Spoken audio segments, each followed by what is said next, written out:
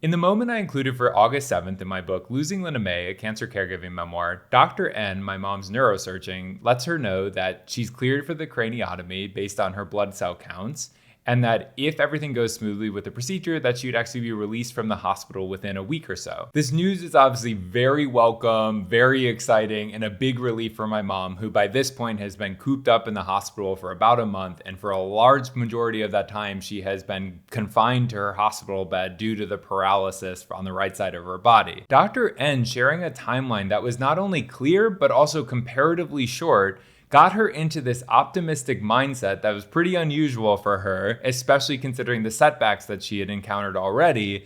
So she wasn't thinking about the fact in this moment that, oh, another issue could arise after this craniotomy that would keep me here longer. No, this is the power of getting that type of certainty when you're going through cancer treatment or a medical crisis. It is such a rarity that when it happens, you cannot help but feel optimistic because you at least have an idea of when it will all be over. When I was initially diagnosed with Hodgkin lymphoma, my original oncologist told me that I might just need only 3 months of the chemotherapy regimen called ABVD, which had infusions every 2 weeks. So that was a really manageable time frame to hear, and it made me feel like it was going to be okay to have to go through this process. It wasn't going to be like what my mom went through. Even her initial rounds of chemotherapy for the R-CHOP regimen was a span of 4 months. So it was going to be coming in at less time than even what she went through in those beginning stages, which was comparatively so much easier to handle, including the side effects, than what she went through after the fact, which is when I was there to be her primary caregiver. Once again, hearing a clear timeline was what was necessary to get me into the right headspace to start going through treatment, because I had enough resolve to know that it would be finite, that it would be over soon enough, and that the torture would not be permanent, and I would get through it because it was just going to be 3 months. After 2 months of ABVD, I had a PET scan to check in on the progress. Turns out that the cancer was still around. It was being stubborn. So my oncologist said that I wouldn't be able to finish at 3 months. I would need to do 4 months in total, with the prospect that I would have to do the full chemotherapy regimen, which is a maximum of a 6-month duration. Because if you can't reach a remission by that point, it's considered to have failed, which makes you eligible for then the next level up in terms of what treatment is available for your type of cancer, if there is one. Being told that, one, my cancer was not responding to the chemotherapy that normally works for most people who have Hodgkin lymphoma,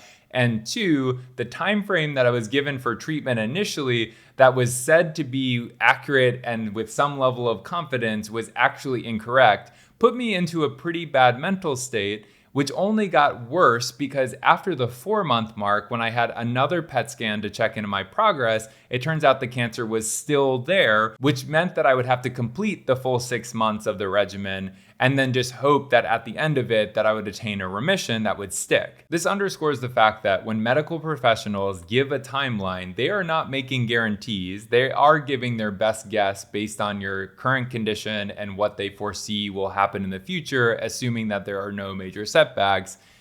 But they can't account for everything that could possibly occur. That would be predicting the future. So they're not going to do that. Going back to what Dr. N said to my mom, he said, you could be out of here in a week or so. That is not very finite. So sometimes you are hearing more confidence just because you want to hear confidence than the medical professional is actually giving you. And I think that's also what's occurring with my mom in this moment, because sometimes we're just looking for those glimmers of hope and we cling onto our perception of what is said versus what is actually said. My memory of that visit with my oncologist, where he told me my diagnosis and that I would need to be doing the ABVD regimen, could be faulty. I wasn't overwhelmingly emotional in the moment, but I was still receiving life-changing news. So he could have said that he expected me to need to be on the regimen for 3 months, but that there was a possibility I would need to do the full 6 months. But all I heard was that I needed to be on treatment for 3 months, and that became the document of record, so to speak, in my mind. And so I was basing all of my feelings subsequently on the fact that I had heard him say 3 months, when in reality, he could have always said it could take up to 6 months. When you're just starting or going through cancer treatment or navigating a medical crisis, sometimes that selective hearing works in your favor, like it did with my mom as she was talking to Dr. N, and like how it did with me when I was talking to my oncologist. In the long run, it's not particularly good because if the timeline isn't adhered to and setbacks arise, you get more frustrated, like what happened in my case. But in the short term, it can bring you inner peace and give you what you need to keep going and not give up.